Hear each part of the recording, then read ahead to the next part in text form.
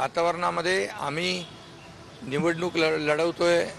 आमचा अजेंडा आहे विकासाचा, आमचा अजेंडा आहे या राज्यातल्या सर्व समावेशक किंवा सर्व समाजाला, सर्व घटकांना न्याय देणारा निर्णय आम्ही गेल्या 2 वर्षामध्ये घेतला आहे। त्याचंही समाधान आहे। जिकडे तिकडे पाहावा तिकडे आपले सर्व प्रोजेक्ट जे आहेत, जी कामं आहेत ती सुरू आहेत आणि त्यामुळे नक्की लोकांना देखील एक राज्यामध्ये पॉझिटिव्हिटी पाहायला मिळते।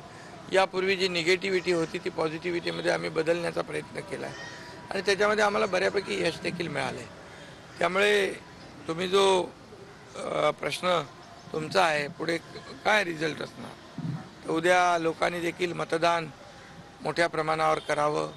मतदानाचा आपला लोकशाहीतला पवित्र अधिकार जो आहे तो मतदानाच्या रूपाने बजवावा आणि एक हा लोकशाहीतला एक उत्सव म्हणतो आपण।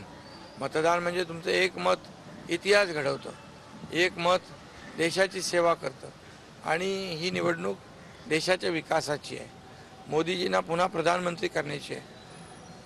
त्यामुळे सगळीकडे पाहिल्यानंतर फिरल्यानंतर मोठ्या प्रमाणावर मोदीजींना पुन्हा प्रधानमंत्री करायला लोक उत्सुक आहेत।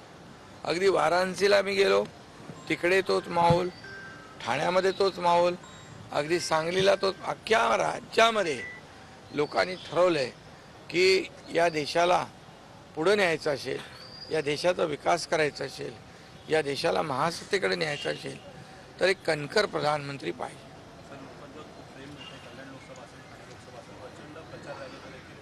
खूप जबरदस्त कल्याणमध्ये डॉक्टर श्रीकांत शिंदे यांनी केलेलं काम, त्यामुळे ती निवडणूक तर कार्यकर्त्यांनी आणि लोकांनीच हातात घेतलेली आहे। मी फक्त एकदाच तिकडे गेलो आपल्या